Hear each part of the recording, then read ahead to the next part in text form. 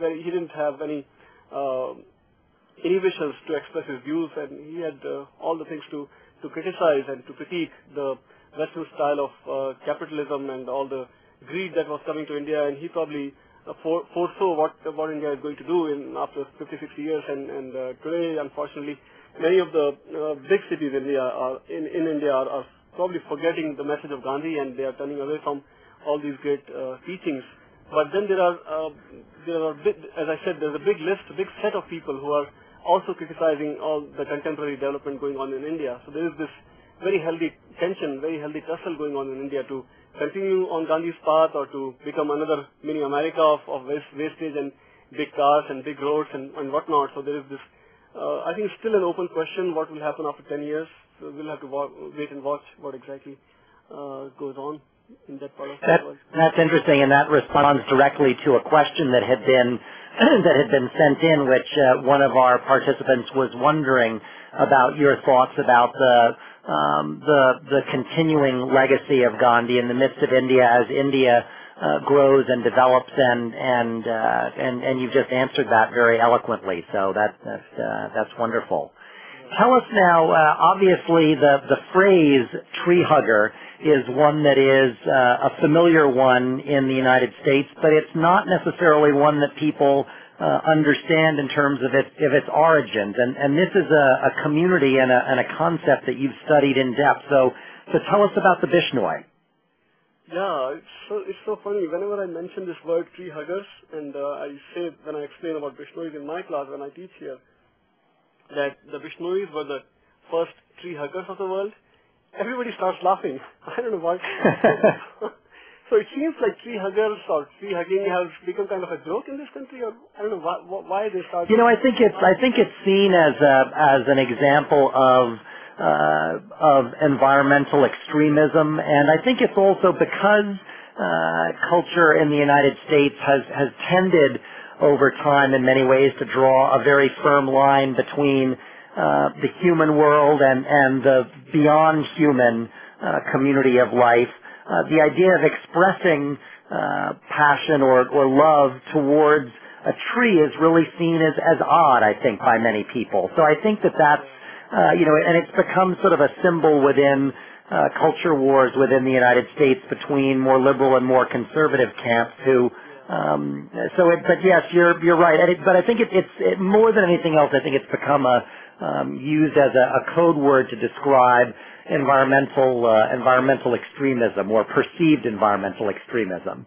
Yeah, which is so different from the Indian scene. Now, for thousands and thousands of years, millions and millions of women have been hugging their trees, maybe literally hugging also for many, many thousands of years. And even today, even in big cities, there is another scholar of Hinduism and ecology, Professor David Haberman.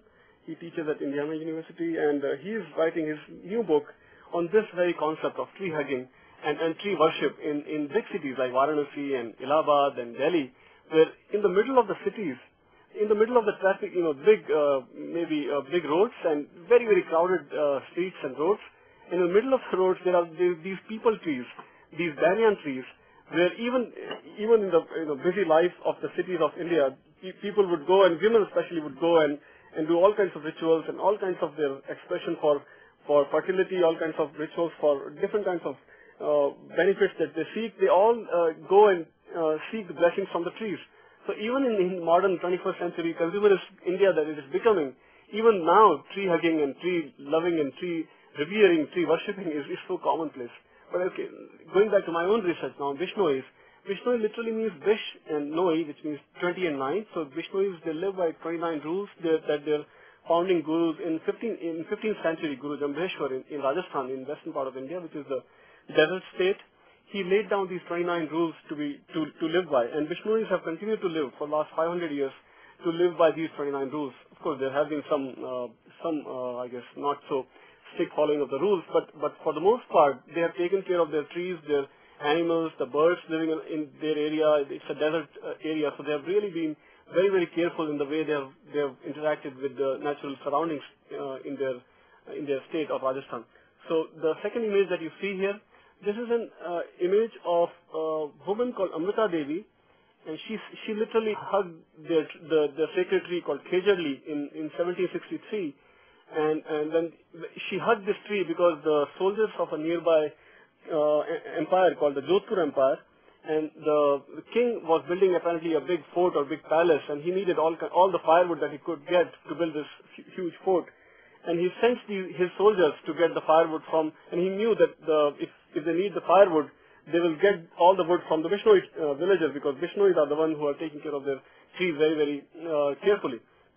So as soon as the soldier arrives in this village and he starts cutting the tree, and Amrita Devi runs to the tree and she hugs the tree, and she unfortunately is immediately killed by the soldier's axe. And then 362 more Bishnoi men, women and children, they all sacrificed their lives to save their trees. So that is in 1763. You can imagine long before we ever heard this word environmentalism and biodiversity and love for nature and all of that. Long before that, we literally had this, probably the first tree huggers of the world in a small village in Rajasthan where Bishnoi were living in majority. So that's the first example of Bishnoi sacrifice for their trees.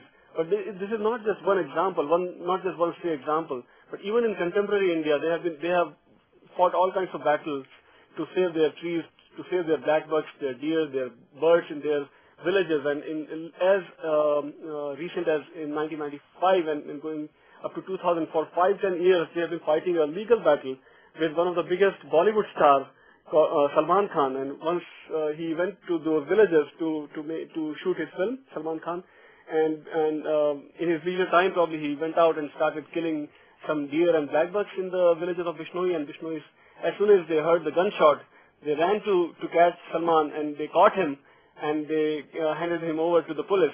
And in the long court battle, Bishnois eventually won the court battle, and Salman was put behind in the jail. So again, that's not just one example. There are thousands of more such examples that I've all listed.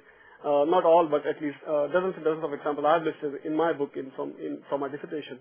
So Bishnois are, I think, one of the most powerful, very inspiring example of doing everything for their nature and for their environment, for their ecological resources.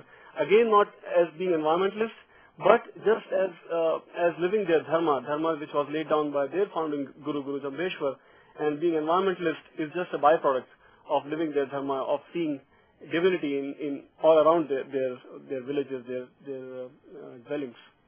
So Pankaj, we just had a wonderful quote sent in by one of our participants. It's a quote from Joyce Kilmer, who lived in northern New Jersey in 1913, and the quote was, "I think that I shall never see a poem as lovely as a tree."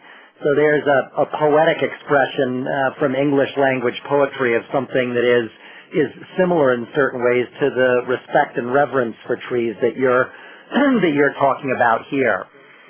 Tell us a little bit about this next movement, which is one that's had substantial impact in India on a range of wider social issues as well as in relationship to the environment. Right. Yeah. So I mentioned about Sundarlal Bahuguna and Chipko movement, which is pretty widely known all over the world as the environmental movement who took its inspiration from religious teachings of Hinduism and other Indian traditions. But Swadhyaya Parivar, Swadhyaya movement, as in English the word movement has been used, and even I used it, but probably movement does not justify the way the global phenomenon really works as a parivar, as a family. So this Swadhyaya, again, which means study of the self, or self-study parivar, family to study the self. This was not as widely known as the Chipko movement, as an environmental movement. Of course, they did get Templeton Prize, the world's biggest religion prize, in '97 for doing innovative things in the field of religion. So I decided to study this phenomenon all over which is spread all over the world in New Jersey, and even about 40 states just in this country, and of course in several states in India, and also in Canada, in UK, in Trinidad, Suriname, New Zealand, Australia, Bahrain, Singapore. All over the world they have some presence all over the world. So when I went to the practitioners of Swadhyaya Parivar, I asked them that my focus is ecology and I want to study your activities from the perspective of environmentalism. And immediately they completely rejected my my topic of research, saying that we are not environmentalists, we have nothing to do with the environment. If you take the ecology as your focus, you are going to misrepresent our work. We are not at all concerned about biodiversity and things like that. So then I decided to continue my research, and when I really studied the activities, I found that again, as I mentioned, that what they are doing is just be really respectful and reverential towards all the surroundings, all the natural entities that they have in their villages, in their towns. So the basic principle that they live by is that divinity resides in every particle of the universe, which is again coming from the Upanishadic concept of Ishavasya Idam Sarvam, Sarvasya Chaham Hridaya Sannivishto in Bhagavad Gita and so on, that divinity is not just in heaven, not just in sky, not just in temples or other places of worship, but that divinity is in everybody and everything. So that single concept unites every particle of the universe as a global family. And Swadhyaya just tries to live by that example. So in that perspective, in that spirit, what they did is they took huge parts of the land in their villages, and that land itself, first of all, is divine. So that Bhumi became the Mother Earth and the goddess. And on that land, they created these big gardens of fruits like mangoes and chiku in Indian villages. And those gardens themselves became the temples. And people who go there are not going there as farmers or gardeners, but they go there as priests and devotees. So when they take care of these trees, when they nurture these trees, this is part of their expressing their gratitude towards the divinity residing in the trees. So their guru, Panurvamshi Athavalaji, Dadaji, the way he explained the concept of divinity in trees to his listeners is simple, that water rises in the trees from bottom to top as in opposite direction to gravitation is an expression of divinity also. So it's not just surface tension or not just capillary action which makes water rises from bottom to top, but it is the force of divinity in the trees which makes water rise from bottom to top. So that was so convincing, and the listeners were convinced, and they were more motivated to express their gratitude towards divinity in the trees. So they go there and they take care of these trees, and whatever output comes out of these gardens is collected as a collective wealth, and that whatever wealth is generated from selling of those fruits is also considered divine.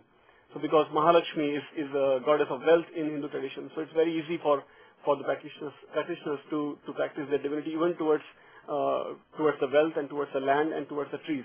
So this is just one example of community gardens that is so common these days to talk about community gardens in this part of the world. But this is, I think, another example of community garden, not with the spirit of saving the biodiversity or going local or going organic, but just with the spirit of expressing their gratitude towards the divinity in trees. So that's one example. Second example that Swadhyaya has done is hundreds of thousands of water resources were lying all empty and dry in the state of Gujarat and Maharashtra. And so what they did is because water is a perennial problem in Indian villages, so what they did is they again with the spirit that the land is divine, water is divine as well. So the guiding principle there was that if you quench the thirst of Mother Earth will quench your thirst. So they, as an expression of divinity, again they went and they recharged these hundreds of thousands of water resources and rainwater harvesting that they did for these water resources. That became another big movement. Without calling it movement, it's just as a byproduct, the natural resources were recharged again, and water problem was solved in thousands of villages in Gujarat and Maharashtra, and all these gardens were created, and all these trees were taken care of, and so this not. So I think they are right in saying that they are not environmentalists. They have nothing to do with biodiversity, but as a byproduct, all their actions are automatically helping the ecology in the villages and taking care of villages, making them more hygiene because they are more clean now. The villages, health issues are resolved in many of the villages where they are doing all these activities. So as a byproduct, I think they are definitely helping and sustaining their villages in a big way. Well, and it's a fascinating thing